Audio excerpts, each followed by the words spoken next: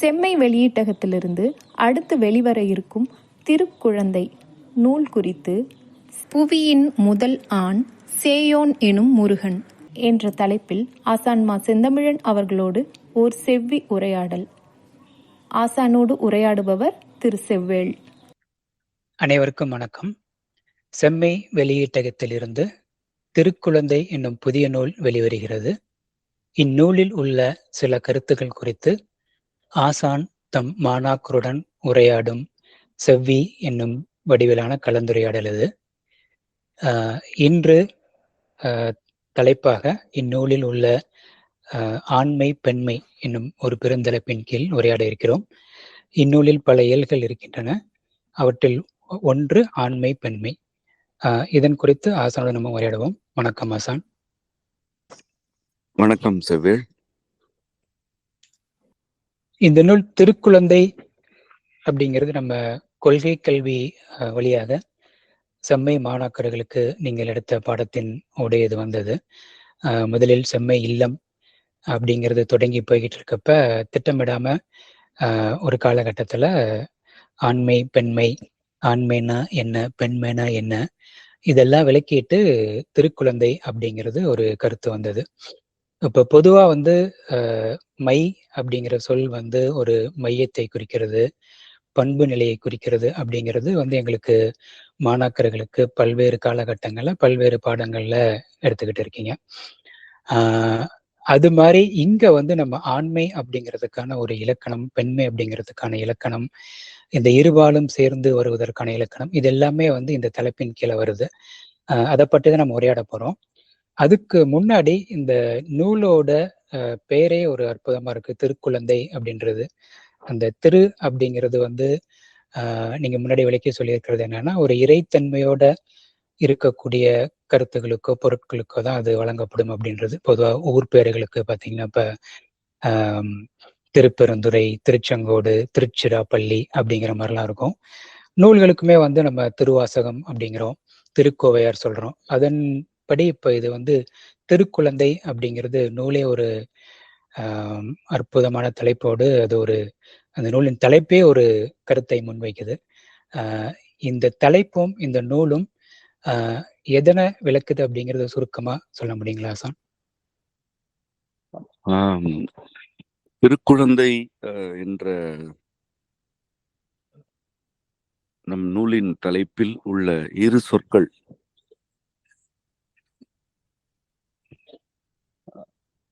ஆழ்ந்த பொருள் கொண்டவை. அதாவது திரு என்ற சொல்லும் சரி, குழந்தை என்பதும் இன்று எளிமையான சொற்களாக இருக்கின்றன என்றாலும் இந்த இரண்டுமே ஆழ்ந்த பொருள் கொண்டவைதான். இப்போ நம்ம முதல்ல இந்த குழந்தை என்பதை முதல்ல ஓரளவு புரிந்து கொள்ளலாம்னு நினைக்கிறேன். குழந்தை என்பது நமக்கு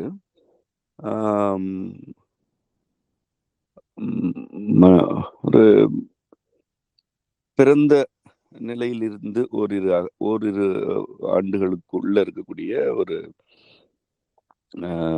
மனித இளமை நிலையை குறிக்கிறதா இருக்கு நமக்கு. இதைதான் குழந்தைன்னு நம்ம சொல்றோம். அதன் பிறகு சிறுவர் என்ற சொல் வந்துடுது, இளையோர் அதுக்கு பிறகு வந்துடுது. அப்ப மகவு, முறையான சொல் என்னன்னா மகவு தான். மகவு என்பது ஆண் பாலுக்கும், மகடு என்பது பெண் பாலுக்கும் உரியது. அது இன்னைக்கு மகள் மகன் அப்படின்னு இருக்கு. அதாவது பழந்தமிழ் சொல் என்னன்னா மகவு என்பதுதான். இன்று அது மகன் மகள் என்று இருக்கு. ஆனா குழந்தை என்ற சொல் மகவுக்கு நிகரா இன்னைக்கு இருக்கு. கிட்டத்தட்ட அதுதான் இருக்கு. மகள் மகன் என்று சொல்வதை விட குழந்தை என்று சொல்வது மிகுதியா இருக்கு. இந்த சொல்லுடைய பொருள் என்ன அப்படின்னா, நம்ம குழைவு என்ற நமக்கு ஒரு சொல் தெரியும், எல்லாருக்குமே தெரியும். குழைவாக இருத்தல் என்ற சொல் தெரியும் எல்லாருக்கும். அப்படின்னா என்னன்னா, இறுக்கம் மிக குறைவாக இருத்தல், மிகவும் தளர்வாக இருத்தல், நெகிழ்வுடன் இருத்தல் இதுதான் வந்து அந்த குழை என்ற சொல்லுக்கான பொருளா நமக்கு இருக்கு. குழை என்பது ஒரு அணிகலனும் கூட. இந்த காதுல வந்து இன்னைக்கு தொங்கட்டான்னு சொல்றாங்க இல்லையா, அது போல வந்து ஒரு அணிகலன். குழை என்பது ஒரு அணிகலன். அது என்னன்னா ஒரு வளைந்த வடிவம், ஒரு மென்மையான மென்மையான வடிவம் குழை. இறைவன் காதில் குழை அணிந்திருக்கிறான் என்று சொல்லுது ஒரு உருவகம். இது போல ஒரு இறுக்கம் தளர்ந்த, நெகிழ்வான, மென்மையான ஒரு பொருளை குறிக்கும் சொல் தான் வந்து குழை என்பது. இப்ப இதற்கு முன்பு குழ என்பது இதற்கு முந்தைய நிலை. அதாவது குழதான் குழைன்னு ஆகும். குழை இதுதான் வளர்ச்சி. இந்த குழ என்ற நிலையில இருக்கும்போது அது என்ன சொல்லுதுன்னா, முழுமையாக தளர்ந்த நிலையை அது குறிக்காது. முழு இறுக்கமற்ற அல்லது தளர்ந்த, நெகிழ்வான, மென்மையான தன்மைகளை அது குறிக்காது. இதுதான் ரொம்ப எல்லாரும் ஆழ்ந்து புரிந்து கொள்ள வேண்டிய ஒரு இடம் இப்ப நான் சொல்ல போறது. அதாவது குழை என்று வரும்பொழுது அது வந்து மிக தெளிவாக தளர்ந்த, நெகிழ்வான, மென்மையான தன்மையை குறிக்கும் அது. ஆனா குழ அப்படின்ற குழி, குழு, குழி, குழ இதுதான் சொல் வளர்ச்சி. உங்களுக்குள்ள நம்ம பாடம் நடத்தி இருக்கிறோம். புதியவர்களுக்காக சொல்றேன். அந்த குழ வந்த பிறகுதான் குழை வரும். இப்ப இந்த குழ என்பது வந்து என்ன சொல்லுதுன்னா, இந்த சொல்லோட பொருள் தனி சொல் கிடையாது. குழன்னு ஒரு சொல் கிடையாது. ஆனா அதுக்கு வந்து படிநிலை வளர்ச்சியில அந்த நிலைக்குன்னு சில பொருள் உண்டு. இறுக்கம் இருக்கிறது, உறுதித்தன்மை இருக்கிறது, உறுதியான, இறுக்கமான,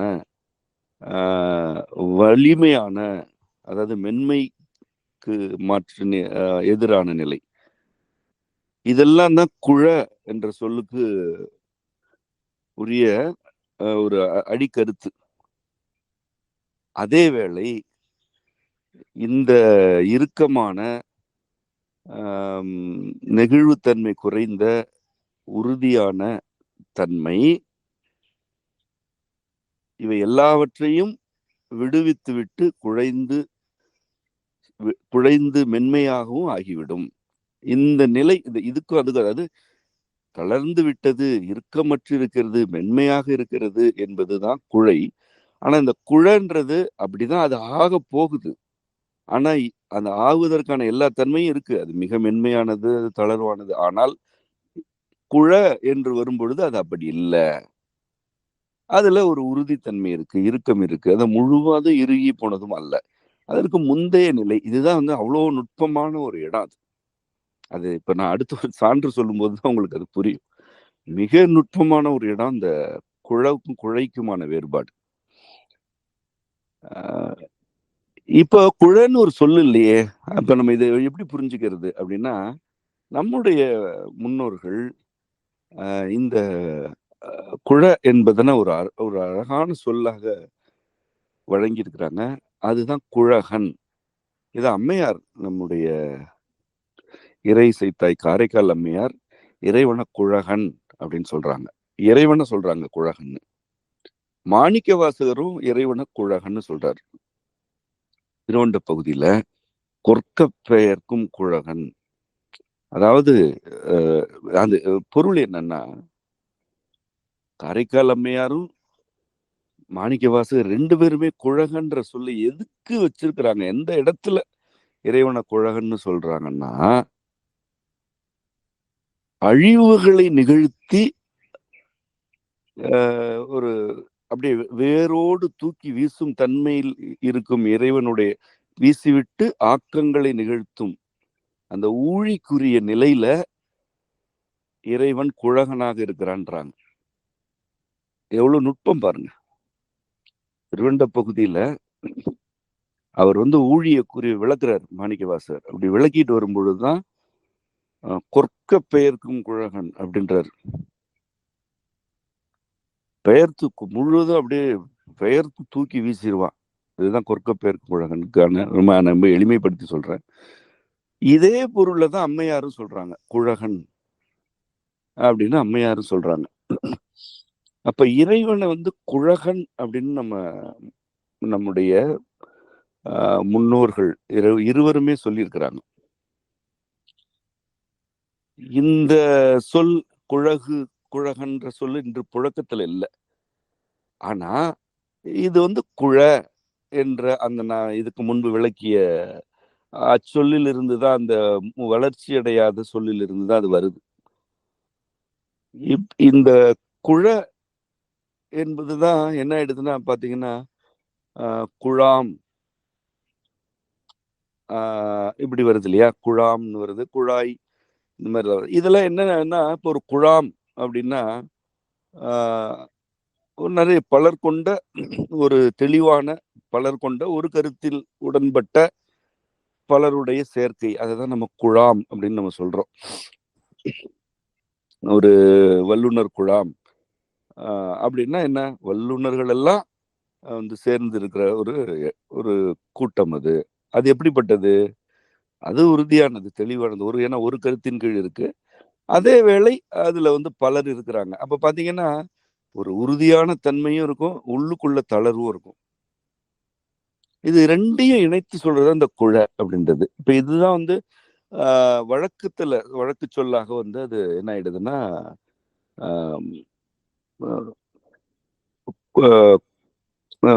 குழந்தை அப்படின்னு ஆயிடுது. இதுதான் வந்து அப்ப என்னன்னா, குழந்தை என்ற சொல்லு நேரிடையாக மென்மையான ஒரு நிலையை குறிப்பது அல்ல. அதேவேளை அது மென்மையாகும் தன்மைக்கு சற்று முந்தைய நிலையில் இருப்பது. அது வந்து முழுக்க அதை இதுவும் பிரிக்க முடியாது. இது வந்து மிக மென்மையானதுன்னு அதை பிரிக்க முடியாது. இது உறுதியானது, இறுக்கமானது, இது தளராதுன்னு பிரிக்க முடியாது. இதுதான் வந்து குழந்தை என்ற சொல்லுக்குரிய அடிப்படையான பொருள். இப்ப அதனாலதான் நான் தொடக்கத்துல சொன்னேன், இது வந்து நம்ம பழந்தமிழ் சொல் வந்து அந்த பிறந்த நிலையில் இருக்கும் வந்து மகவு மகடுன்றதுதான். அதுக்கு பொருள் வேற, நமக்கு இப்ப அதுக்குள்ள போக வேண்டாம். அடுத்ததாக இப்ப திரு என்ற சொல், அது நீங்க சொன்னதுதான். நம்ம எவ்வளவு விளக்கினாலும் அந்த திருவுக்கு நீங்க சொன்னதுதான் பொருள். அதுக்கு புதிய சொல் என்பதனால நான் குழ அதிகமா விளக்குனேன். திரு அப்படி அவ்வளவு விளக்க வேண்டியில்லை. அதுல ஒரு சாரமான கருத்து என்ன அப்படின்னா, அந்த திரு வந்து இரவுக்கு சொல்றோம் இல்லையா, இரக்கம் இரவு சொல்றோம் இல்லையா, அதுதான் அந்த இருதான். இரு இத்து மெய்யாகி இத்தோட சேர்ந்து திரு அப்படின்னு ஆகுது. அதாவது இறங்கி வருதல், தாழ்தல், அதுதான் இருக்கானது. இப்ப இரவு அப்படின்னா பகல் பொழுது தாழ்ந்து விட்டது, அல்லது இருள் மேலிருந்து கீழ் இறங்கி வருகிறது, இப்படிதான் அதுக்கு பொருள். இரக்கம் என்பதெல்லாம் என்ன, தாழ்ந்து வரும் ஒரு நிலையை குறிக்கிறது தான். அதுல இர அப்படின்ற இரவல் கேட்கிறோம் இல்லையா, இரவலர், இது எல்லாமே அதான். இப்ப இது வந்து இந்த இரு தான் வந்து இரு அப்படின்னு ஆகுது. அது வந்து இத்தோட சேர்ந்து திரு அப்படின்னு ஆகுது. அப்போ திரு என்ற சொல்லே வந்து தாழ்ந்து வரும் தன்மையை குறிக்கும். தாழ்ந்து வருவதனாலே அது என்ன ஆயிடுதுன்னா மிக மேன்மையானதா ஆயிடுது.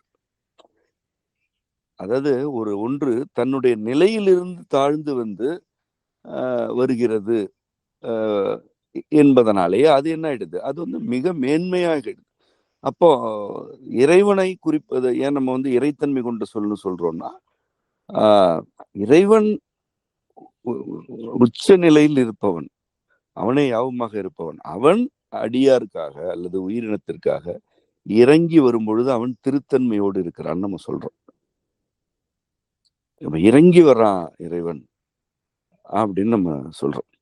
இப்ப அவனோட அடிகளே திருவடின்னு ஏன் சொல்றோம்னா, இறைவனோட அடிகள் என்ன, இந்த பேரண்டம் முழுவதும் கூத்தாடிட்டு இருக்கு, நடமாடிட்டு இருக்கு, ஒரு இடத்தில் நில்லாது. அது நமக்காக, அடியாருக்காக அது வந்து தன்னை தாழ்த்தி கொண்டு இறங்கி வருகிறது. அதனால அது என்னது? திரு அடி அப்படின்னு ஆகுது. அதெல்லாம் எந்த சொல்லுமே பொருள் இல்லாமலோ சும்மா இந்த இறைவனை புகழ்றதுக்காகவெல்லாம் நம்முடைய மரபில் குறிக்கப்படலை. இப்படி ஒவ்வொரு இறைவனை குறித்த ஒவ்வொரு சொல்லுக்கும் இப்படி மொழியின் ஆழத்துல பொருள் உண்டு. ஏன்னா இறைவன் மொழியே நமக்கு இறைவன் தான். அதனால் ஒவ்வொரு சொல்லும் ஆழ்ந்த பொருள் உடையன என்றதை நம்ம புரிஞ்சுக்கணும். இப்ப இந்த திருக்குழந்தை என்பது என்னன்னா, அந்த ஒரு இறைவனுடைய தன்மையிலிருந்து தாழ்ந்து அல்லது தணிந்து, இறைவனுடைய தன்மைகள் எல்லாம் தணிந்து வெளிப்பட்ட மிக உறுதியான, ஆயினும் எளிதில் குழையத்தக்க ஒரு மகவு அல்லது மகவு. என்ன குழந்தை, இந்த குழந்தை நம்ம மகன் அப்படின்னு தான் சொல்லணும். மகன்ற நிலை வந்து வந்துருச்சுன்னா அது தெளிவான ஒரு வளர்ந்த நிலை ஆயிடும். அதனாலதான் அழகா தமிழ்ல வந்து மகவு என்று அப்படி ஒரு கொஞ்சம் பொதுத்தன்மை கொண்ட சொல்லால குறிப்பாங்க. இதுதான் இறைவனுடைய தன்மைகள் தாழ்ந்து தணிந்து வெளிப்பட்ட ஒரு மகவு. இதுதான் வந்து திருக்குழந்தை என்று அழைக்கப்படுகிறது. இதுதான் நம்ம அந்த நூல் சொல்லுக்குரிய தலைப்பு, கருத்துக்குரிய பொருள். அது இந்த நூல் தான் இப்பொழுது வெளியாக போகிறது. அதனை பற்றி தான் நம்ம இப்போ உரையாட போறோம். செவன். நன்றிங்க சார். எனக்கு நீங்க இந்த குழகன் சொல்றப்பதான் நினைவுக்கு வந்தது. அம்மையார் பாடல்கள்ல கொம்பினை ஓர் பாகத்து கொண்ட குழகன் அப்படின்னு வரும். அது அம்மை வந்து இறைவன் வந்து அந்த கொம்பை வந்து ஒரு பாகமா வச்சிருக்க குழந்தை அவன் அப்படின்னு சொல்லி வேடிக்கை விளக்கியிருப்பீங்க. அம்மை அந்த மாதிரி அந்த அந்த கொம்பு அப்படிங்கிறது வந்து ஒரு இன்னொரு கடவுள்னு சொல்லிக்கிட்டு இருந்தவனோட கொம்பை உடைச்சி அவன் பாகமா அணிஞ்சிக்கிட்டு இருக்கான்னு சொல்லி வேடிக்கை சொன்ன நல்லா இருக்கும். அது குள்ளகன் அப்படிங்கிறத சொல். அது இங்க திருக்குழந்தைக்கு பொருத்தமா சொன்னபோது ரொம்ப அருமையா இருந்தது. நன்றிங்க. இப்ப இதை ஒட்டி இன்னொரு கேள்வி. இந்த திருக்குழந்தை அப்படிங்கிறது நீங்க சொல்ற மாதிரி இறைவன் திரு அப்படின்னு தனிந்து தாழ்ந்து வந்து ஒரு குழந்தையை பெற்றெடுத்துதான் நம்ம வந்து மாந்த குழந்தை அப்படின்னு சொல்றோம். முதல் மாந்த குழந்தை அப்படின்னு சொல்றோம்.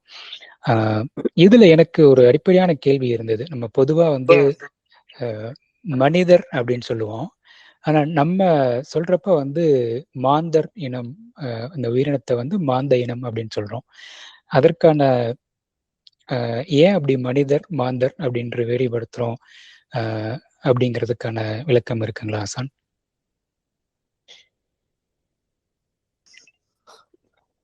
அது அந்த தலைப்பு ஆழமானது. அதுவும் நான் எளிமையா ஒன்று மட்டும் சொல்லிட்டு நம்ம இந்த திருக்குழந்தைக்குள்ள போகலாம். அதாவது மாந்து என்பது வந்து விரிவாக யாவரையும் உள்ளடக்கக்கூடிய ஒரு சொல். அதாவது மனிதர் என்பது வந்து நுட்பமான பொருள் கொண்டது. மாந்தர் என்று சொல்லும் பொழுது அந்த நுட்பத்தை உள்ளடக்கி விரிவா எல்லாத்தையும் சொல்றது. அதனால நம்ம பொதுவா மாந்தர் அப்படின்னு நம்ம சொல்றோம். பொதுவா நெட்டெழுத்துல தொடங்குற எல்லாமே அது மூலமான பொருள் அதுக்கு இருக்காது.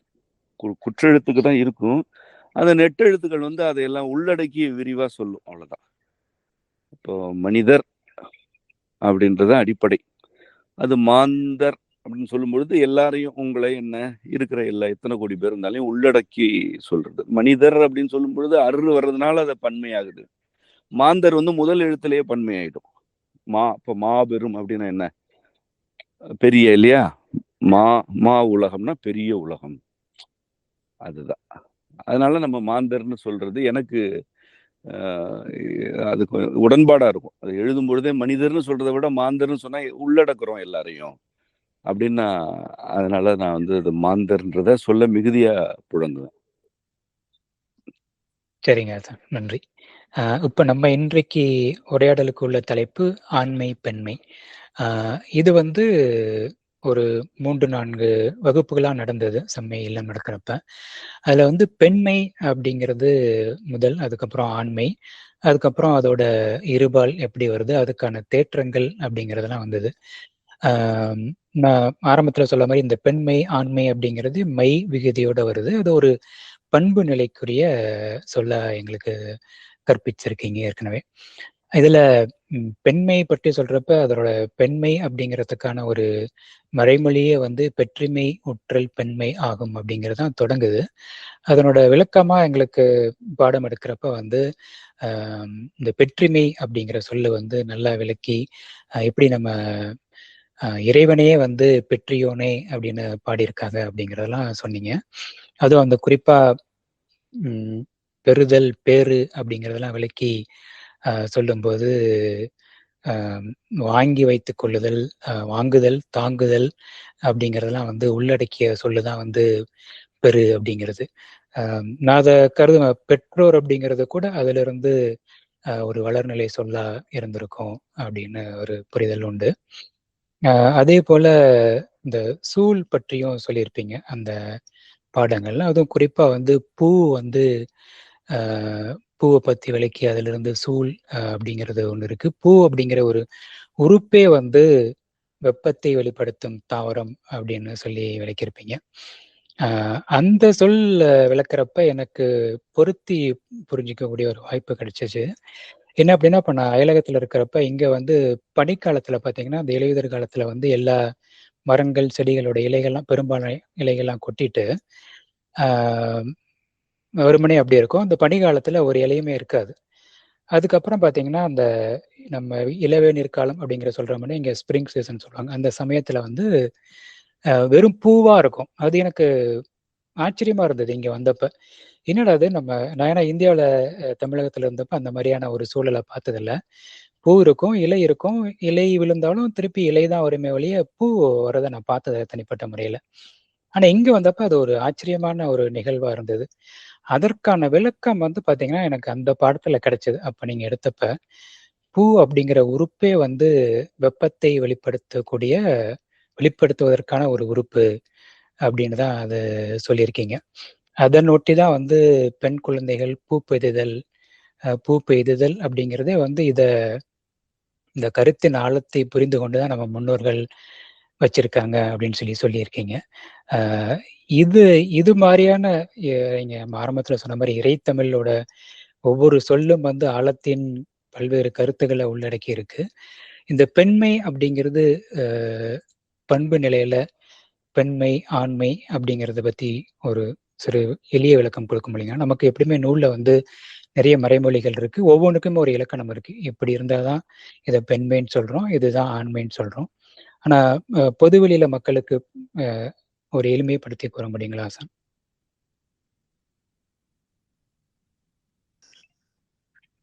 செவில் பெண்மை என்பது நம்ம இலக்கணம் நீங்க சொல்லிட்டீங்க. பெற்றுமையற்றல் பெண்மை என்றார். இன்னும் நம்ம அவ்வளோ செறிவான உரையாடலுக்காக இதை வைக்க வேண்டாம்.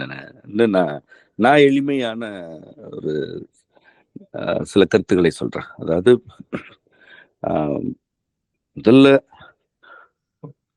இந்த புவியில் உயிரினங்கள் தோன்றும் பொழுது பெண்மையாகத்தான் அவை தோன்றின, இன்றும் தோன்றிக் கொண்டிருக்கின்றன. பெண்மையில் இருந்துதான் ஆண்மை வெளிப்படுகிறது. ஆதியிலும் அப்படித்தான் வெளிப்பட்டது. இதை இன்னும் நேரிடையாகவே சொல்லணும்னா,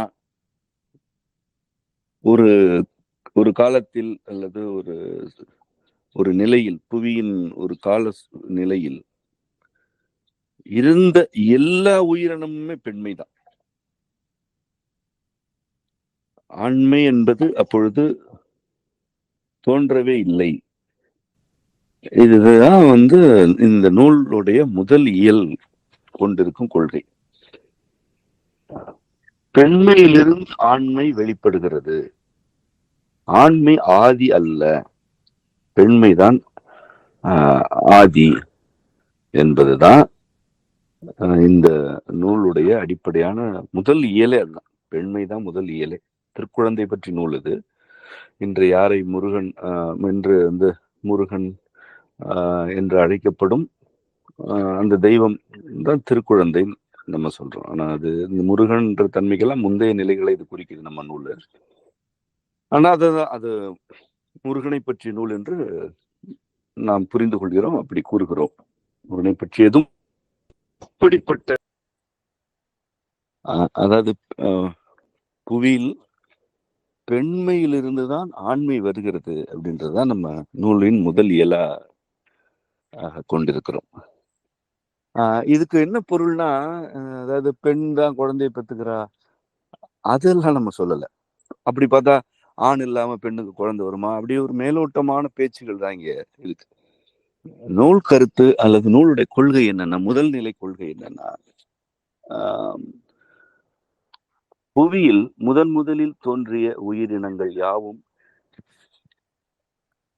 பெண்மை என்ற பண்புடன் தான் இருந்தன, இன்றும் இருக்கின்றன. அதுதான் சொல்றோம். இன்றும் ஒவ்வொரு உயிரினமும் பெண்மையுடன் தான் தன் முதல் நிலையில் வெளிப்படுகிறது அப்படின்னு நம்ம சொல்றோம். அப்படின்னா பெண்மைனா என்னன்றதுக்கு இலக்கணம் வேணும்.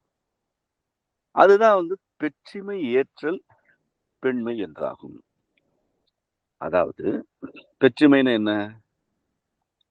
பெறுதல், வாங்குதல், சூழல்ல இருந்து எதெல்லாம் சூழலில் உள்ளவற்றெல்லாம் தனக்குள் வாங்குதல், அவற்றை தாங்குதல். வாங்குதல், தாங்குதல், இந்த இரண்டும் சாரம் பெற்றுமை. அதுதான் பெரு பேரு அப்படின்லாம் வந்து பெரும் பேரு அடைந்தேன். ஏன்னா வழங்கினதை வாங்கினாதான் பேரு. அது இன்னைக்கு கூட குழந்தை பேருன்ற சொல்லு அதுக்கு இருக்கு, தனிச்சொல்லாவே இருக்குது. முதல்ல ஒரு புல்லு முளைக்குதுன்னா கூட அது பெண்மைதான். முதல்ல ஒரு புழு வருதா அது பெண்மைதான். ஒரு பூச்சி வருதா பெண்மைதான். இதைதான் நம்ம சொல்றோம். இப்படிதான் எல்லாவற்றிலுமே பெண்மைதான் இருக்கிறது. ஒரு வளர்ச்சி நிலையில் தான் அது ஆண்மை என்று மாற்றம் அடைகிறது. இதுதான் அடிப்படை கருத்து. சரி, இப்ப நீங்க பூக்கள் பத்தி சொன்னீங்க. இந்த புவியில ஆதியில் தோன்றிய தாவரங்களை எடுத்துப்போம். அது நம்ம வந்து ஊழி நூல்ல விளக்கி இருக்கிறோம். இப்போ உங்களுக்கு தனியா வேறு சில பாடங்கள்லையும் விளக்கிட்டு இருக்கோம். ஆதியில் தோன்றிய தாவரம் வந்து பூஞ்சை, பின்ன காளான், அப்புறம் நார் கொண்ட உயிரினம் தாவரங்கள்ல நார்னு ஒரு உறுப்பு வளர்ந்துரு. இதெல்லாம் வந்து புவியெங்கும் பல்கி பெருகி தாவரங்கள் இருக்கு.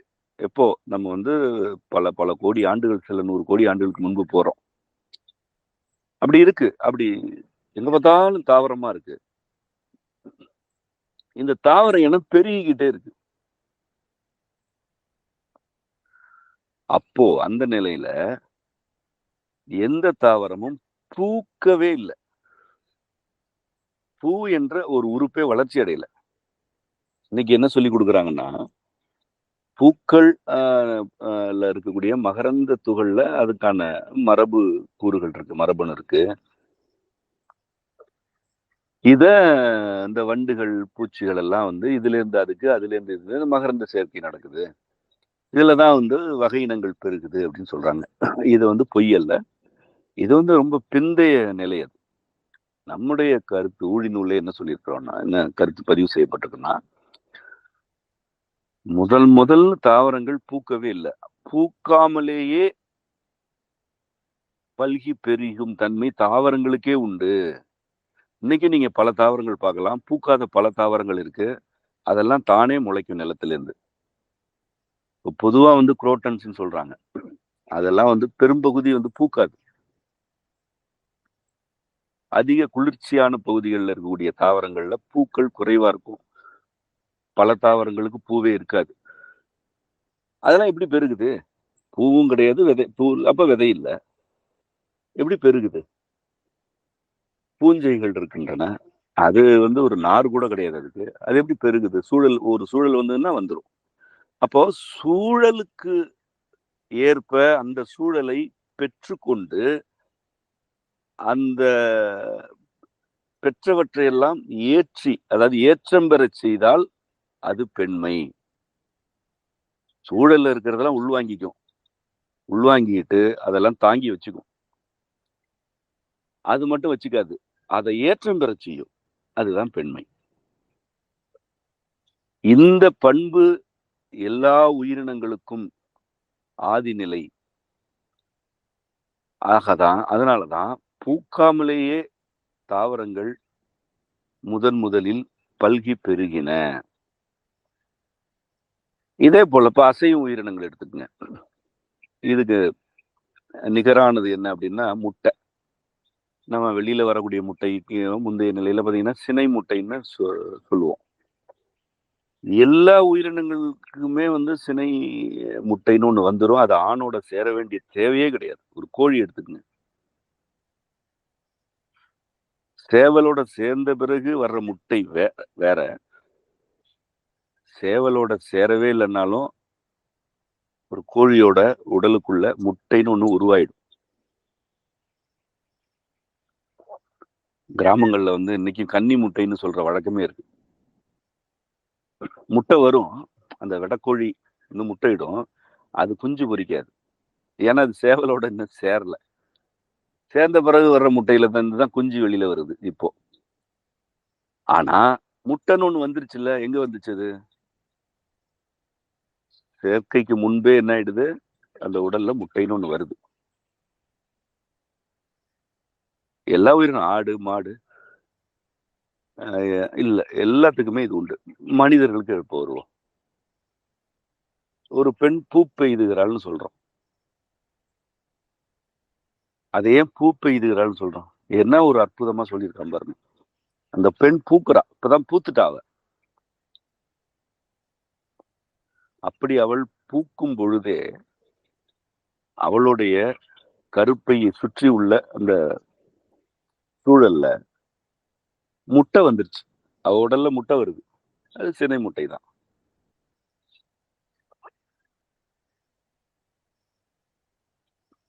இது ஒரு வளர்ச்சி அடையுது, முதிர்ச்சி அடையுது. அதன் பிறகு ஆண் சேர்க்கையில அது ஒரு ஒரு மகவினை வெளிப்படுத்துகிறது. இப்ப நம்ம என்ன சொல்றோம்னா, எந்த நிலையை பத்தி பேசுறோம்னா, ஆண்னு இன்னும் வரல. வரதுக்கு முன்னாடி முட்டைன்னு ஒண்ணு வருது அசையும் உயிரினங்களுக்கு. இன்னைக்கு பாலூட்டிகள் முட்டையிடுவன அப்படின்லாம் பிரிச்சு வச்சிருக்கிறாங்க. பாலூட்டியா இருக்கட்டும், எதுவா இருக்கட்டும், முட்டை தான் முதல்ல. முட்டை இல்லாமலாம் பாலூட்டின்லாம் ஒண்ணு கிடையாது. அது ரொம்ப பிந்தைய வளர்ச்சி. அந்த கருப்பை நம்ம ஊழி நூல்ல சொல்லியிருப்போம். அதாவது நீர் பருகும் உயிரினங்கள் கருப்பை என்ற உறுப்பினை வளர்த்து கொண்டன. அதாவது எந்த உயிரினம்லாம் நீரை குடிக்குதோ அந்த உயிரினத்துக்கெல்லாம் கருப்பை இருக்கும்.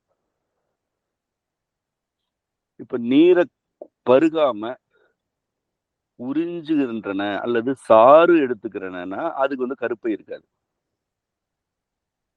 இப்ப எதுக்கெல்லாம் கருப்பை இருக்கோ அதெல்லாம் என்னன்னா பருகும். நீர், அதை பருகுதல் வேற, உறிஞ்சுதல் வேற. அப்போ நீர் பருகும் உயிரினங்களுக்கு கருப்பைன்னு ஒரு பை வளர்ச்சி அடைஞ்சிருது. இது எப்போ பிந்தைய நிலை, நாக்கு வளர்ந்து வாய் வளர்ந்து உடல் உள்ளுறுப்புகள்லாம் வளர்ச்சி அடைந்த பிறகுதான் நீரை குடிக்கிற வழக்கம், அதை பருகு வரும். அதுக்கு முன்னாடி நாக்கே முழு வளர்ச்சி அடையல என்ற நிலையில இருக்கும் பொழுது அது என்ன பண்ணும்னா சாறு தான் உறிஞ்சும். அதை நம்ம பொதுவாக சொல்றோம்ல, ஈரத்தை உறிஞ்சிக்கிறதுன்னு, அந்த மாதிரி அதுல எல்லாம் முட்டை தான் இருக்கும். முட்டை வேணும்னாலும் நீர் வேணும். ஆனா இப்போ ஒரு மாடு எப்படி நீர் குடிக்குது, ஒரு புலியோ யானையோ இதெல்லாம் எப்படி, மனிதர்கள் எப்படி நீர் குடிக்கிறாங்க? இந்த அளவு பருகுதல் இருந்ததுன்னா கருப்பை வளர்ச்சி அடைஞ்சிருக்குன்னு. குறைவா நீர் குடிக்குதுன்னா குறைவான கருப்பை வளர்ச்சி. இல்ல இது நீர் பருகிறதே இல்லை, அது சும்மா உறிஞ்சிக்குது அப்படின்னா அதுல கருப்பையே இன்னும் வளரல. இதுதான் அடிப்படை ஊழி நூல்ல நம்ம இதை பற்றிய விளக்கங்கள் இருக்கின்றன. இந்த பாலூட்டிகள் அல்லது கருப்பை வழியே வெளிப்படும் உயிரினங்களுக்கு முந்தைய நிலையில முட்டைகள் தான் இருக்கு. இந்த முட்டைகள் ஆண்மை என்ற பாலின பண்பு இல்லாமலேயே வரும். இன்றும் அப்படித்தான் வருகின்றன. தாவரங்களும் பூச்சிகள், பட்டாம்பூச்சிகளோ அல்லது தேனீக்களோ இல்லாமலேயே தம்முடைய இனத்தை பெருக்கின. இன்றும் அப்படிதான் பெருக்கின. எல்லா பூலையெல்லாம் பட்டாம்பூச்சி தேனி எல்லாம் உட்காந்து கொண்டு போய் சேர்க்கறது கிடையாது. அது நிகழ்கிறது, நிகழலன்னு சொல்லல. ஆனா அது வந்து பிந்தைய நிலைன்றோம். நம்ம ஆதி நிலையை பற்றி உரையாடிட்டு இருக்கிறோம். ஆதி நிலையில என்ன இருக்குன்னா, ஆண்மை இல்லை, பெண்மை மட்டுமே இருக்கிறது என்பது அன்றும் இன்றும் எந்த காலத்துக்கும் உரிய உண்மை. ஏன்னா அதான் அந்த இலக்கணம். பெற்றிமை ஏற்றல் பெண்மை என்றாகும். தான் பெறுபவற்றை ஏற்றமடைய செய்தால் அது பெண்மை. சூழலில் இருக்கும் ஊட்டங்களை, சத்துக்களை தன் உடலுக்குள் ஏற்றி கொண்டு அவ்வாறு உள்ளே வந்தவற்றை எல்லாம் அடுத்த நிலைக்கு ஏற்றமடைய செய்தால் அது பெண்மை. இதுதான் அந்த இலக்கணம். நீங்க கேட்ட இலக்கணம் வந்து அதுதான். இந்த பூக்கள் பூக்குது அப்படின்னா இப்ப ஏன் பூ பெய்தினாள் அப்படின்னு ஏன் சொல்றாங்க? அவ உடம்புல என்னன்னா, அந்த ஒரு பெண்ணோட உடல்ல வந்து வெப்பம் உயர்கிறது. வெப்ப உயர்வு இல்லைன்னா மாதவிலக்கு உதிரமே வராது. வெப்ப உயர்வு மிகுதி ஆயிடுச்சுனாலும் வராது. அதாவது வராதுன்னா அது என்னன்னா இருக்கு, ஆனா அது வெளிப்படாது. சுண்டி போகும், ரத்தம் சுண்டி போச்சுன்னு சொல்லுவோம். பித்தம் அதிகமாயிடுச்சு அப்படின்னு சொல்லுவோம். ஆனா குளிர்ச்சி மட்டுமே மிகுதியாக இருந்தால் அது பூக்காது. எந்த தாவரம் பூக்காது. நீங்க பாத்தீங்க, மிக குளிர்ச்ச நேரடி வெயில் படாத நிழல் தாவரங்கள் இருக்கு இல்லையா, அந்த பல தாவரங்களை பாத்தீங்கன்னா அதுல பூக்காது அது. ஆனா அதோட இலை வந்து வண்ண வண்ணமா இருக்கும். ஏன்னா ஒரு அற்புதமான படைப்பு பாருங்களேன். ஏன்னா வண்ணத்துக்குன்னு ஒரு கொள்கை இருக்கு. வண்ணமும் வந்து ஒண்ணு வராது. வருதுன்னா அதுக்கு பின்னாடி ஒரு கொள்கை இருக்கு. இந்த தாவரத்துக்கு வண்ணங்கள் வேணும். ஆனா அது வந்து பூக்கிற அளவுக்கு அதுக்கு வெப்பம் கிடைக்கல. அப்பன்னா அது என்ன பண்ணுதுன்னா, பூ இல்லாமலேயே அது தனி இனத்தை பெருக்கிக்குது. பூவே தேவையில்ல அதுக்கு. ஒரு சூழலில் புவி முழுவதும் அல்லது புவியுடைய தென்பகுதியில, முழுவதும் அல்ல தென்பகுதியில என்ன நிகழுதுன்னா,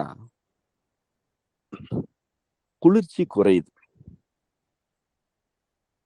புவியின் தென்பகுதியில குளிர்ச்சி குறைந்து வெப்ப மிகுதி ஏற்பட்டு கொண்டே இருக்கிறது. இந்த வெப்பத்தை உள்வாங்கி தேக்கி வைத்து தாவரங்கள் பூக்களை வெளிப்படுத்துகின்றன. தென்பகுதியில தான், புவியின் தென்பகுதியில் தான் முதல் பூ பூத்தது என்று உறுதியா சொல்லலாம்.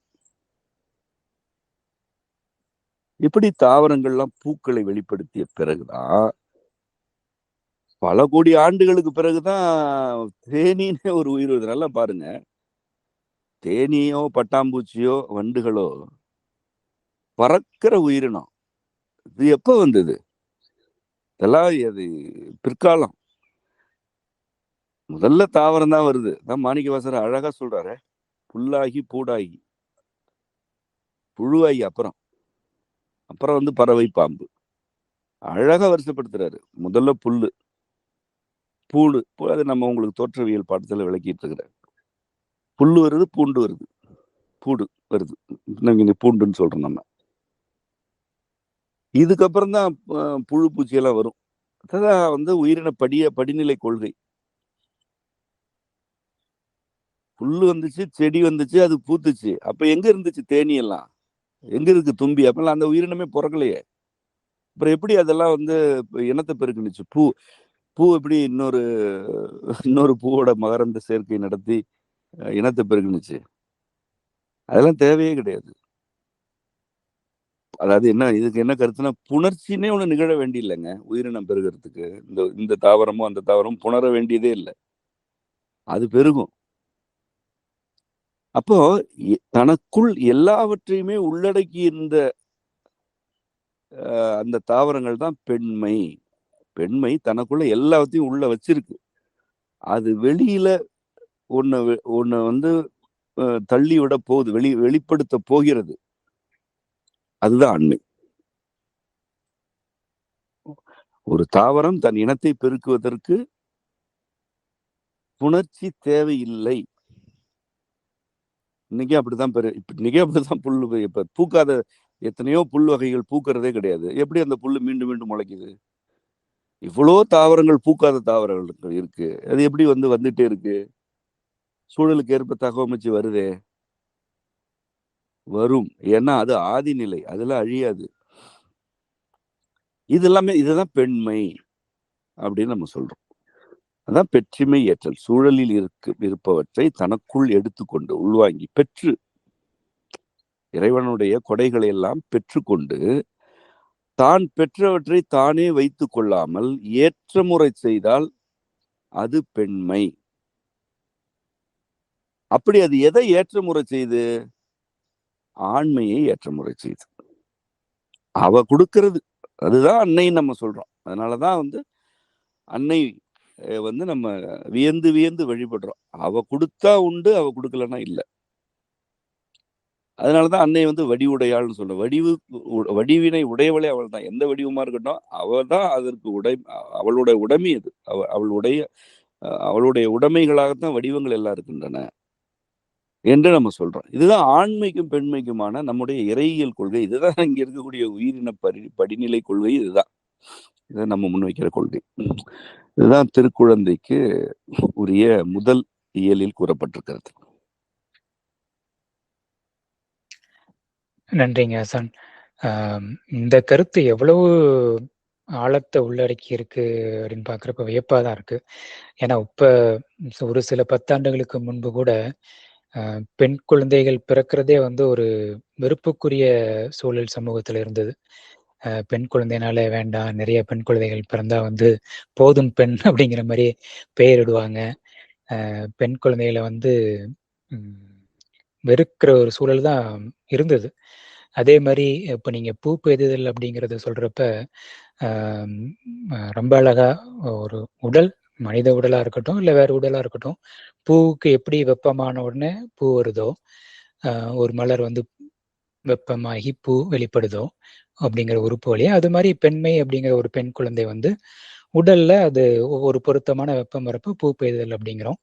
அதே மாதிரி இந்த சினைமுட்டைகள் எப்பொழுதுமே வெளியில போய்கிட்டே இருக்கும். அதுக்கு ஆண் துணை தேவையில்லை. இந்த கன்னிமுட்டை உதாரணம்னா சொல்றப்ப அது நல்ல ஒரு ஆழத்தை புரிதலை கொடுக்குது. அதே சமயம் சொன்ன மாதிரி சமூகத்துல அது கிராமத்துலலாம் சொல்லுவாங்க வீட்டுக்கு தூரமாயிட்ட அப்படின்னு சொல்லி பெண்களை அந்த நாட்கள்ல, அந்த உதிரப்போக்கு அதிகமா இருக்க நாட்கள்ல சில குடும்பங்கள்ல உள்ளேயே விட மாட்டாங்க. அவங்களுக்குன்னு தனியா வச்சிருப்பாங்க. இதெல்லாம் அந்த சடங்காக்கி போனதுக்கு காரணம் இந்த ஆழம் நம்ம தமிழ் கொள்கையில இருந்தத மறைக்கப்பட்டதோ இல்லை மறந்ததோ அப்படிங்கிறதா ரொம்ப தெளிவா புரியுது. அதுவும் ஒவ்வொரு சொல்லுக்கும் இலக்கணத்தோட பின்புலத்தோட விளக்குறப்ப அவ்வளோ ஆழங்கள் இருக்கு. அது ஆதியிலிருந்து வந்த ஒரு நிகழ்வு தொடர் நிகழ்வா இருக்கு அப்படிங்கிறது ரொம்ப அழுத்தமாகவும் ஆழமாகவும் புரியுதுங்க சார். ரொம்ப நன்றி. அதே மாதிரி இப்ப ஆண்மை அப்படிங்கிறதும் ஒரு பெண்மையிலிருந்து ஆண்மை வருது அப்படிங்கிறதும் ரொம்ப அழகா இங்க நிறுவப்பட்டிருக்கு நம்ம கொள்கையில. அது இல்லாம அழகு அப்படின்னு சொல்றப்பயும் அழகு அப்படிங்கிறது என்ன அப்படிங்கிறதும் விளக்கியிருக்கீங்க இங்க. அப்ப பொதுவா பொது சமூகத்துல அழகு அப்படிங்கிறது என்னென்னமோ பண்றோம். இங்க ரொம்ப எளிமையான ஒரு மறைமொழி தான், அல்லும் துள்ளும் அடக்கமுடி இதழ் அழகு அப்படின்னு சொல்லியிருப்பீங்க. அது மாதிரி நிறைய கொள்கைகளையும் இது பல்வேறு சொற்களுக்கான ஆழங்களையும் நம்ம இந்த இதுல விளக்கிக்கிட்டே வந்துட்டு இருக்கோம். இங்க இன்னொரு கருத்தை நான் கேட்கணும்னு நினைச்சேன் ஹசான். இப்போ ஆண்மை பெண்மை அப்படிங்கிறது பண்பு நிலையில் நீங்க விளக்குனீங்க. ஆனா அதே சமயம் இங்க ஆண்பால் பெண்பால் அப்படிங்கிற ஒரு பிரிவுமே இருக்கு அப்படிங்கிறதையும் நம்ம இந்த பாடத்தின் உடை விளக்கி இருக்கீங்க. அதுவும் பால் அப்படிங்கிறது ஒரு தனித்தன்மைகளை வகைப்படுத்துறத நம்ம பால்னு சொல்லுவோம். அதே மாதிரி தாவரங்கள்ல இருந்து சாறு எப்படி பாலாகுது அப்படிங்கிறதையும் விளக்கியிருக்கீங்க. இந்த ஆண்பால் பெண்பாலுக்கும் ஆண்மை பெண்மைக்கும் ஒரு அடிப்படை வேறுபாடு என்ன இருக்கு அப்படிங்கறத எளிமையா கூற முடியுங்களா சார்? ஆமா, இப்போ ஆண்மை பெண்மை ஆண்மைன்னு சொல்லும் பொழுது பண்பு நிலையில உள்ள சொற்கள். அத பண்புன்னா அது நம்முடைய எம்பெருமான் சிவம் பண்பாக இருக்கிறது. சிவமே பண்பாக இருக்கிறது.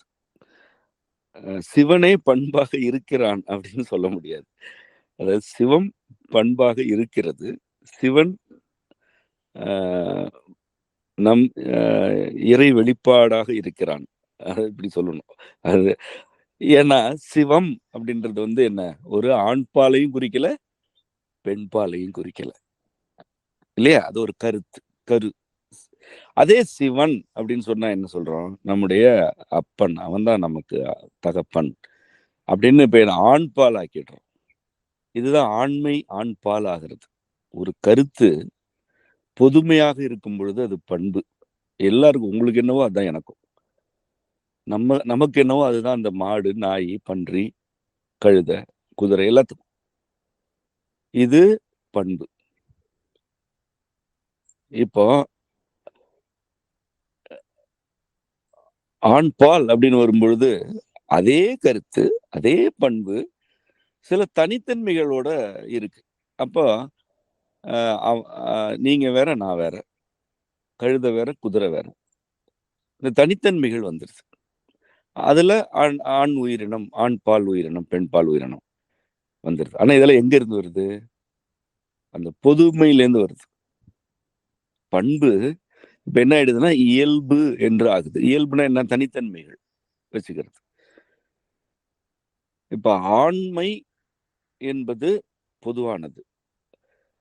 இப்ப நம்ம சொல்றோம் இல்லையா, இப்ப பெண்மைக்கு இலக்கணம் சொன்னோம். பெற்றுமை ஏற்றல் பெண்மை என்றார். இவ்வளவுதான் இலக்கணம்.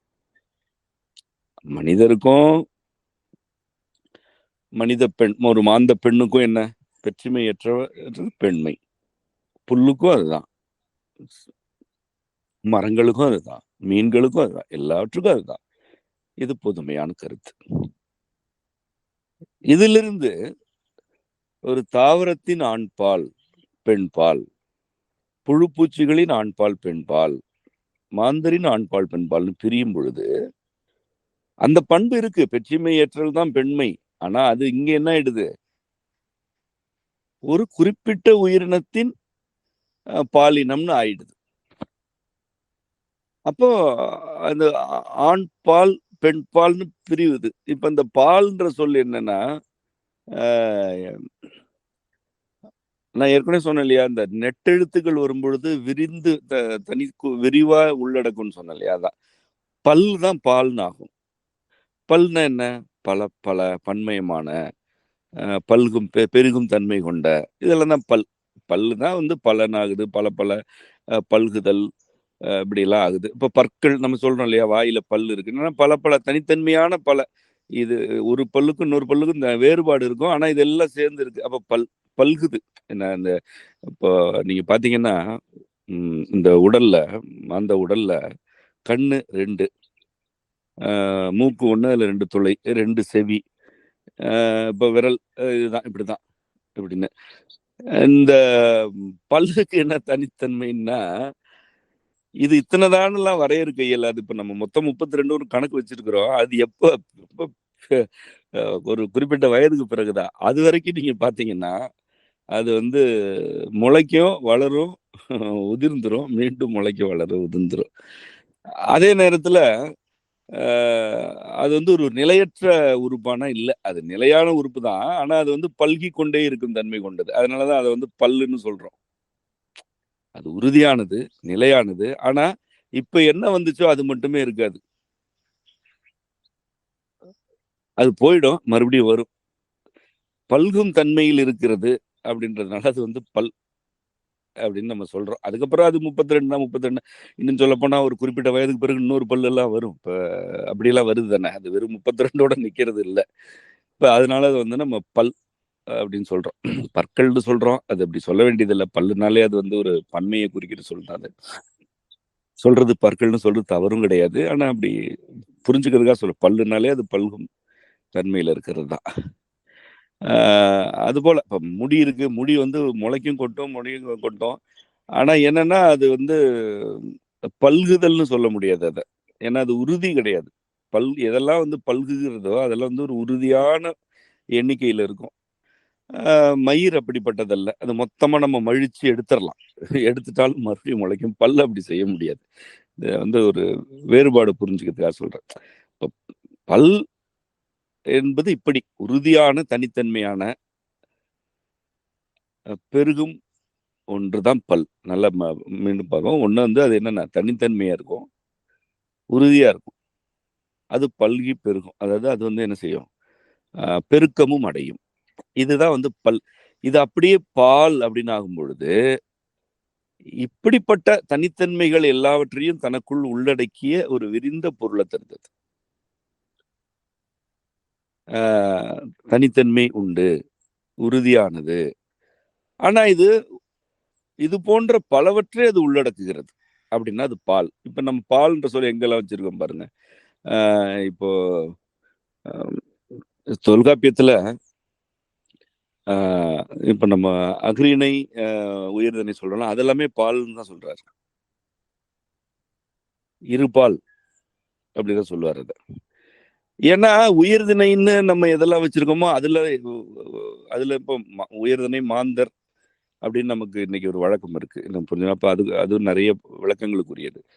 அதுல என்ன மாந்தர்னு சொல்லிடுறோம். அதுல என்னென்ன இருக்காங்க, ஆண்கள் இருக்காங்க, பெண்கள் இருக்காங்க, குழந்தைகள் இருக்கு, இளையோர் இருக்காங்க. அதுல பல படிநிலைகள், அரசர் இருக்கிறாரு, அந்தனர் இருக்காரு, இப்படி இருக்கு இல்லையா? எல்லாம் சேர்ந்தா என்னதுப்பா அது? அது ஒரு பாலுங்க அது. அப்படின்னா என்ன? அது ஒண்ணும் இல்ல, பல தனித்தன்மைகளை உள்ளடக்கி வச்சிருக்க ஒரு பால். அது உயர்திணை. அஃறிணைன்றது செடி மரம், அது பல புழு பூச்சி, அது தெய்வமும் அஃறிணை தான் நமக்கு. இப்ப இதெல்லாம் சேர்ந்தா அது என்னது? அது வந்து அஃறிணை. அதனால அது ஒரு பால். அப்படி பல்வேறு தனித்தன்மைகளை எல்லாம் ஒரு தொகுப்பா வச்சிருச்சுன்னா அது ஒரு பால் அப்படின்னு ஆயிடுது. இதுதான் வந்து இந்த சொல்லுக்குரிய பொருள். இப்போ இதுல இருந்து வந்து குழந்தைக்கு பால் ஊட்டுதல் இல்லையா, தாயிடம் சுரக்கிறது, பால் சுரக்குது. அது பாருங்க எவ்வளவு அழகா இந்த சொல்லு இந்த பெயர் கொடுத்திருக்கிறாங்க பாருங்க.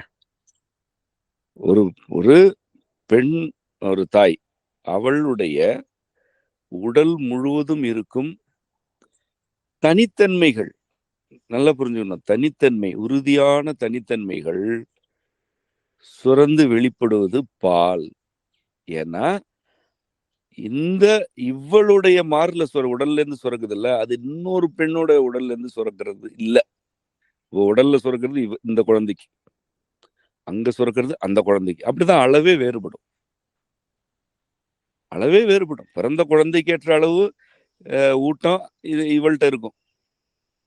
கன்றுக்குட்டிகள் நீங்க பார்த்தாலே திரும்ப மனிதர்கள் வச்சு இதெல்லாம் சொன்னாலும் உங்களுக்கு புரிய கடினம் தான் எல்லாமே. ஏன்னா இவங்க தான் எல்லாத்துக்கும் வேற ஒரு கணக்கு வச்சிருக்காங்க. நீ கன்றுக்குட்டிகளை பார்த்தா தெரியும். இந்த பசு எந்த கன்றுக்குட்டியை ஈன்றதோ அதற்கு உரிய அளவுலையும் சுவையிலையும் ஊட்டத்திலையும் அதோட பால் சுரக்கும். அந்த பசுவோட பால் சுரக்கும். அப்படிதானே? ஒரு குறிப்பிட்ட வகை. இப்ப என்ன பசுனாலே எல்லாமே ஒரு படி தான் கறக்கும் அல்லது 4 படி தான் கறக்குன்னு இருக்கா என்ன? இந்த மாடு பார்த்தாலே சொல்லிடுவாங்க, இந்த மாடு இத்தனை படி கறக்கும், அந்த மாடு அத்தனை படி. அது தனி அந்த வகையினம். இந்தந்த வகையினம் இவ்வளவு பால் சுரக்கும்னு இருக்கு. எல்லாம் ஒரே அளவு உணவு தான் மேயும், தீவனம் தான் மேயும். ஆனா பால் சுரப்பு வந்து தனித்தன்மையோட வச்சுக்குது. அப்ப அதனாலதான் அது பால். தனித்தனியான உடல் முழுவதும் உள்ள ஊட்டங்களை எல்லாம் ஒரு தொகுப்பாக்கி சுரக்க செய்தால் அது பால். அது அந்த பல்குதல் பால் என்று ஆயிடும். அப்ப இந்த பால் என்ற சொல் வந்து தனித்தன்மைகளை குறிக்கிறது. ஆனால் 1, 2 குறிக்கவில்லை. பல்வேறு தனித்தன்மைகளின் ஒரு தொகுப்பை குறிக்கிறது. இப்படிதான் வந்து பால் என்ற சொல்ல நம்ம பல இடங்கள்ல வைக்கிறோம். அது வெறும் ஆண் பால் பெண் பால் இல்லை. நான் சொன்னபடி உயர்திணை அஃறிணையும் பால் தான். இன்னும் சொல்ல போனா வந்து அகத்திணை புறத்திணை சொல்றோம்ல, அதுவும் பால் தான். அப்படிதான் இருக்கும் நம்ம இலக்கியங்கள் எல்லாம். இப்ப காலப்பகுப்பு இருக்கு இல்லையா, 3 காலங்கள் சொல்றேன், அதெல்லாம் பால்னு சொல்லணும். எதெல்லாம் வந்து தனித்தன்மைகளை தொகுதியா வச்சிருக்கோ, தொகுப்பா வச்சிருக்கோ, அதெல்லாம் பால். இது வந்து அடிப்படையான ஒரு கருத்து. இப்ப ஆண் பால் பெண் பால் அப்படின்னா என்னன்னா, ஆண்மைக்குன்னு இருக்கிற எல்லா தனித்தன்மைகளையும் ஒரு தொகுப்பாக்கி, ஏன்னா ஆண்மைன்றது ஒண்ணு கிடையாது, பெண்மைன்றது ஒண்ணு கிடையாது, பல தனித்தன்மைகளின் சேர்க்கை அது. இது எல்லாத்தையும் வந்து ஒரு தொகுப்பாக்கி பிரிச்சுட்டா, பகுத்துட்டா, இந்த பாருப்பா இதெல்லாம் ஒரு தொகுப்பா இருக்கு, இது வந்து ஆண் பால். அதெல்லாம் ஒரு தொகுப்பா இருக்கு, அது பெண் பால்னு ஒரு பகுப்பை ஏற்படுத்துறான் இறைவன்.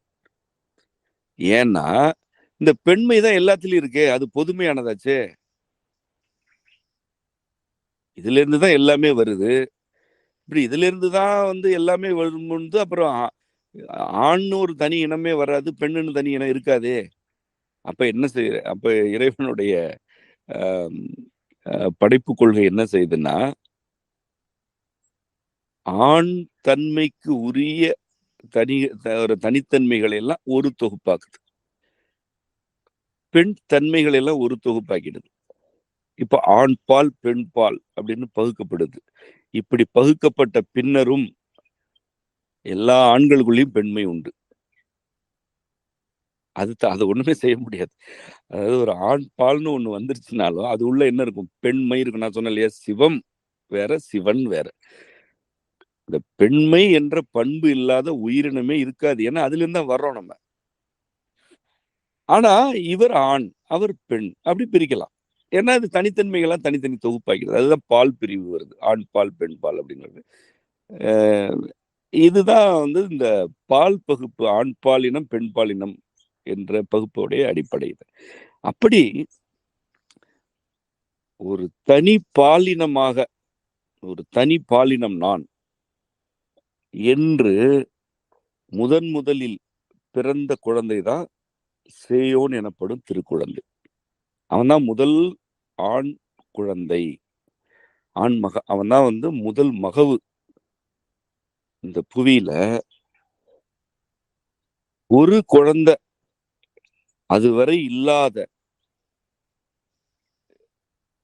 உடல் உறுப்பு, இயல்பு, திறன் ஆகியவற்றோட பிறக்குது. அதுதான் சேயோன் எனப்படும் திருக்குழந்தை. அதுதான் முதல் ஆண் குழந்தை. இங்கிருந்துதான் இந்த பாலின பகுப்பு தொடங்குது. மாந்த கூட்டத்துக்கு, மற்ற உயிரினங்களுக்கு எல்லாம் வந்துருச்சு. முதலில் ஒரு பெண்ணிடம் இருந்து அதுவரை இல்லாத உறுப்பு, திறன், இயல்பு ஆகியவற்றுடன் ஒரு குழந்தை பிறந்தது. அதுதான் முதல் ஆண் பாலின குழந்தை. அதுதான் திருக்குழந்தை. அதுக்கப்புறம் தான் வந்து புணர்ச்சி வருது. இப்பதான் வந்து ஒரு ஆண் பாலினத்துக்கும் பெண் பாலினத்துக்குமான புணர்ச்சி. புணர்ச்சியின் வழியாக ஒரு குழந்தை வருது. அதுக்கு முன்னாடி என்ன, எல்லா உயிரினங்களின் உடலிலும் முட்டை இருக்கு, அதுவே வெளியில வரும், அதுவே வளரும். எப்படி வந்து பூ பூக்கிறது, அதுக்கு வந்து மற்ற பூக்களோட புணர்ச்சி இல்லை, விதை இல்லை, இருந்தாலும் பூக்கள் தாவரங்கள் பெருகி கொண்டிருக்கின்றனவோ, ஆதியில் அப்படி பெருகினவோ, அதுபோல இந்த குழந்தை பிறப்பதற்கு முன்பு இருந்த மாந்த கூட்டத்தில் தானே கருப்பையிலிருந்து சினை முட்டைகள் வெளிப்பட்டு தானே வளர்ச்சி அடைந்து இனம் பெருகி கொண்டுதான் இருந்தது. இன்றும் அது இருக்கு. பல மாந்த கூட்டத்துல அரிதா நிகழுது. இப்படி அரிதா இப்படி சேர்க்கை இல்லாமலே குழந்தை கருத்தங்குவது உண்டு. அது அரிய ஒரு செய்தியாக அவ்வப்பொழுது பேசப்படுகிறது. ஆனா மற்ற உயிரினங்கள்ல புழுக்கள், மிக குறிப்பா புழுக்கள்லாம் ஆண்மை தேவையில்லை. அதுவே ஒரு புழுவே வந்து முட்டைகள் எல்லாம் வெளிப்படுத்தி குஞ்சு பொறிச்சிட்டு தான் இருக்கு. இப்போ இருக்கு, நிகழ்ந்துட்டாரு. அது ஒன்றும் காண கிடைக்காத செய்தி எல்லாம் இல்லை. இப்ப நம்ம அதை வந்து ஊழினுள்ள தன்புணர்ச்சின்னு சொல்றோம். சில உயிரினங்கள் ஆண் பாலினம் இல்லாமல் தமக்குத்தாமே அந்த உடலே அதோட புணர்ச்சி, அந்த இன்னொரு உடல் அல்ல, அந்த உடலுக்குள்ளேயே புணர்ச்சி நிகழ்ந்து அது முட்டைகள் எல்லாம் வெளிப்படுத்தி குஞ்சுகளை பொறிச்சுட்டு தான் இருக்கு. அதோட எச்சமாக என்ன இருக்கு, நான் சொன்னபடி கோழி, வாத்து போன்றதுல எல்லாம் வந்து கன்னி முட்டைன்னு ஒண்ணு வந்துட்டு இருக்கு. அது இன்னைக்கு எல்லாம் வந்து குஞ்சு பொறிக்கிறது இல்லை. ஆனா பல கோடி ஆண்டுகளுக்கு முன்பு அதுவே கொஞ்சம் ஆயிடும். இல்லைன்னா எப்படி வரும், எப்படி வந்திருக்கும், இத்தனை காலம் எப்படி வந்திருக்கும். அதாவது பெண்மை மட்டும் சார்பு இல்லாத ஒரு பெண்மை, பெண் பாலினம் அல்ல, பெண்மைன்ற பண்பு இருக்கே, அது வந்து சார்ந்து இருக்காது எதையும். அதுக்கு தேவையில்லை, அது எல்லாத்தையுமே தனக்குள்ள வச்சிருக்கும். அது புறச்சார்பு இல்லாமலே, அதாவது பாலின சார்பு இல்லாமலே தன்னைத்தானே தகவமைத்துக் கொள்ளக்கூடியது, பெருக்கிக் கொள்ளக்கூடியது. எல்லா உயிரினங்களிலுமே அது அப்படிதான்.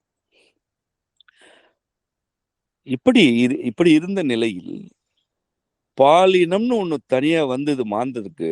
அது அப்படி வருவதற்கு அடிப்படையே அந்த சேயோன் தான். அவன் தான் முதல்ல ஒரு ஆண் குழந்தையா பிறக்கிறான். அதனாலதான் அவனை வந்து நம்முடைய தொன்மையான எல்லா நூல்களும் இறைவனின் மகன் என்று சொல்லுது. அதன் பிறகு வந்த மொத்த மாந்த கூட்டமும் அவனுடைய வழித்தோன்றலே. அப்படி ஒரு சேயோன் பிறந்தான். ஆனா பல சேயோன்கள் அங்கங்க பிறக்கிறாங்க. அதாவது ஒரு தனித்தனியான ஒரு சூழல்களில் அங்கங்க அப்படி நடக்கும் இல்லையா? அப்படிதான் நடக்க இயலும். ஒரே ஒருத்தர் சேர்ந்து எல்லாம் வந்து 700 கோடி பேர்லாம் ஆயிடல. முதல்ல எவன் பிறந்தானோ அவனைதான் நம்ம சேயோன்னு சொல்றோம். ஏன்னா சொல்லே பாருங்க, இப்படி சொல்லல எங்க இருக்கும், எந்த மொழியில இருக்கும்? சேயோன் அப்படின்னா என்ன பொருள்னா, தொலைவில் இருப்பவன்னு பொருள், மகன்னும் பொருள். என்ன புரிதல் இருக்கு? மகன்னா என்ன? யாரு? அப்பா அம்மாவுக்கு நெருக்கமா இருக்கிறவன், அவன் தான் மகன். தமிழ் அப்படி சொல்லலையே. அவன் மகன், ஆனா தொலைவுல இருக்கிறான். அப்ப யாருக்கு தொலைவுல அவன் இருக்கிறான்? அதான கேள்வி. அவன் சேய். யாருக்கு நெருக்கமா இருக்கான், யாருக்கு தொலைவா இருக்கான்? அம்மைக்கும் அப்பனுக்கும் நெருக்கமா இருக்கிறான், மாந்த கூட்டத்திற்கு தொலைவில் இருக்கிறான். ஏன்னா அவன் எப்பவோ பிறந்தவன். அப்ப இந்த தொலைவுன்றது எதை குறிக்குது? காலத்தை குறிக்குது. சேய்மை அப்படின்னா தொலைவு தான். ஆனா அது காலத்தை தான் அடிப்படையா கொண்டது. ஏன்னா பிரிக்க முடியாதுல்ல. இப்போ செவ்வேள் ஒரு அயல் நாட்டுல இருக்கிறாரு, அவரு தொலைவுல இருக்காரு. அப்படின்னா என்ன, வெறும் நிலப்பரப்ப சொல்றோம் நம்ம? காலத்துல நான் இந்த இடைவெளி வந்து ஒரு கால வேறுபாட்டை ஏற்படுத்துது. காலத்தில் தொலைவு, நிலத்தில் இடத்தில் தொலைவுனா காலத்திலும் தொலைவு தான். இப்ப சேய் என்பதே கால தொலைவை குறிக்கிற சொல்லுது. அப்படி மிக முந்தைய காலத்தில் பிறந்தவன் மகன்னு சொல்றாங்க. நம்ம அந்த ஒரே சொல்லல எல்லாத்தையும் சொல்லணும். அவனை மகன்னு சொல்லணும். அவன் நெருக்கமானவன்லப்பா, அவன் தொலைவானவன்னு சொல்லணும். அதுக்குதான் நம்முடைய இறைத்தமிழில் சேயோன் அப்படின்னு பெயர் வைக்கிறாங்க. காலத்தில் தொலைவில் இருப்பவன், அவன் இறைவனுக்கு நெருக்கமா இருக்கிறவன். ஏன்னா மகன், அந்த செய்னா மகன் ஒரு பொருள் இருக்கு. மகன்னா யாரு?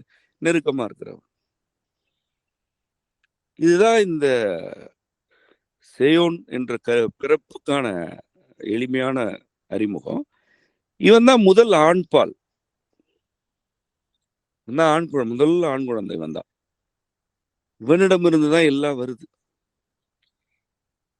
என்பதுதான் நம்முடைய மரபு கொள்கை. இதுதான் நம்முடைய சேயோன் குறித்த இறையியல் கொள்கை. இதுதான் ஆண்பால் பெண்பால் பகுப்புக்கு. அதனாலதான் சேயோனுக்கு என்ன, நமக்கு தாய் யாரு? கொற்றவை. கொற்றவை தானே அவனுடைய தாய்ன்னு சொல்ற. பல பேர் உண்டு, அதுல இன்றியமையாதது வந்து கொற்றவை. அவளுடைய மகன் அப்படின்னு சொல்லப்படுது இல்லையா நமக்கு. அப்ப கொற்றவைன்றது ஒரு வெற்றி பெற்று அவற்றையெல்லாம் நிலைநாட்டு. கொற்றம்னாலே வெற்றி பெறுதல் இல்லை, வெற்றி பெற்று நிலைநாட்டுறவதான் கொற்றவை. சும்மா வெற்றி பெற்றுட்டு போயிடுறது கிடையாது. பெற்ற வெற்றியை நிலைநாட்டினா கொற்றவை. அதுதான் கொற்றம்ன்ற சொல்லுக்கு வந்து அதான் பொருள். அப்படிப்பட்ட கொற்றவையுடைய மகன் அவன் அப்படின்னு இவனை முதல்னு ஈந்த அந்த பெண்மை நிலையில் இருந்த நம்முடைய அன்னை வடிவத்துக்கும் கொற்றவைன்னு பெயர் வச்சிருக்கிறோம், வணங்குறோம், வழிபடுறோம். இதுதான் வந்து இந்த ஆண்பாலினம் என்று ஒன்று சேயோன் முதலாக வெளிப்பட்டதின் அறிமுகம். அதுதான் நம்ம திருக்குழந்தை நூல் சொல்லுது. நன்றிங்க சார். நம்ம அந்த பெண்மையிலிருந்து தான் ஆண்மை வருது அப்படிங்கிறத நம்ம அழுத்தி அழுத்தி சொல்றோம். எல்லா உயிரினங்களையும் அப்படிதான் இருக்கு அப்படிங்கிறத நல்லா தெளிவா புரிஞ்சுக்க முடியுது. அதே மாதிரி ஆண்பால் அப்படிங்கிறது பெண்பால் அப்படிங்கிறது வெறுமனே பிரிவு இல்லை, அது தனித்தன்மைகளுடைய வகைமை அப்படிங்கிறதையும் நல்ல தெளிவா புரிஞ்சுக்க முடியுது. நன்றிங்க ஹசன். அப்ப நீங்க ரொம்ப தெளிவா விளக்கி சொல்லியிருக்கோம். ஆண்பால் எப்படி தனித்தன்மையினோட தொகுப்பு, அதே மாதிரி பெண்பால் அப்படிங்கிறது தனித்தன்மையோட தொகுப்பு. இது இரண்டும் இயந்த இயல்போட தான் முதல் திருக்குழந்தை பிறந்திருக்கு அப்படிங்கிறதும் ரொம்ப தெளிவாகவும் ஆழமாகவும் இந்த பாடங்கள் நமக்கு விளக்கி சொல்லியிருக்கு. முதல் மாந்த குழந்தை திருக்குழந்தையா பிறந்து அது சேயோன் அப்படிங்கிற ஒரு தொலைவில் இருந்து பிறந்த அந்த நீங்க சொன்ன மாதிரி இந்த துன்ப கதைகள், பல பல துன்ப கதைகளும் இது மாதிரி இருக்கு. ஆண் எல்லாமே வந்து பெண்மையிலிருந்தே குழந்தைகள் வந்திருக்கு அப்படிங்கிறது, அங்கங்க பிறந்திருக்காங்க, ஒரு குழந்தை இல்லை அப்படிங்கிறது ரொம்ப தெளிவாக விளக்கி சொல்லியிருக்கீங்க. இது ஆரம்பத்தில் சொன்ன மாதிரி மாந்த கூட்டத்துக்கு எப்படி ஒரு புதிய எழுச்சியை கொடுத்தது, மாந்த கூட்டம் எப்படி வந்தது அப்படிங்கிறதையும் நம்ம இறைத்தமிழ்ல ரொம்ப அருமையா நிறுவி இருக்கோம் இந்த நூல். இந்த கலந்துரையாடல் கலந்துக்கிட்டு இந்த தெளிவான விளக்கங்களை எளிமையா விளக்கணத்துக்கு ரொம்ப நன்றிங்க ஹசன். நன்றி செவ்வேள். இந்த உரையாடலில் ஈடுபட்டதுக்கு உங்களுக்கு நன்றி. உரையாடலை செவி மடுக்கும் யாவருக்கும் அம்மையப்பர் அருள் நிறைவதாக. வணக்கம்.